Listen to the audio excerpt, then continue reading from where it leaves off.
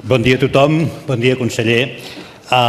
Com vostè sap, el 20 d'abril passat, a pregunta en aquest ple de la diputada Marta Ribas sobre l'informe de Comissions Obreres on es constatava que a la sanitat pública li costaven 2.000 milions d'euros l'any les malalties professionals que haurien de ser pagades per les mútues, vostè ho va reconèixer i va dir textualment que entre un 10 i un 15% de la patologia que s'atén a l'atenció primària probablement és d'origen laboral i que efectivament això ens costa 2.000 milions d'euros a l'any.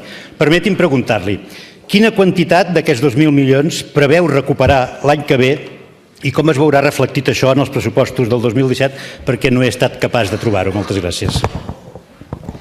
Sí, gràcies, conseller. Sap què passa? Que vostè ens acostuma a donar la raó i això ens posa molt contents, però no sempre veiem els fets convertits en realitat, perquè li parlava de diners. És a dir, des del dia 20 d'abril, quants diners podrien dir que han recuperat fins ara? Perquè, esclar, 2.000 milions d'euros seria més d'una cinquena part de tot el seu pressupost de salut i és que vostè hauria de sortir com un coet per resoldre això. I com no sabem si ho està fent o no, perquè això, l'única manera de saber-ho és veure si es reflecteix o no en els pressupostos. Li dic perquè fa 10 dies, per exemple, que vostè, en relació a aquesta moció, hauria d'haver presentat en aquest Parlament el protocol de sistema d'alertes des de l'atenció primària per identificar les malalties de caràcter laboral i poder-les començar a cobrar a les mútues. Això li demanava la moció i la veritat, avui dia encara no ho hem vist. De la mateixa manera que aquesta moció hi havia una vintena de mesures que entre vostè i la consellera de Treball havien de complir, alguns des de fa 3 mesos, i no les veiem.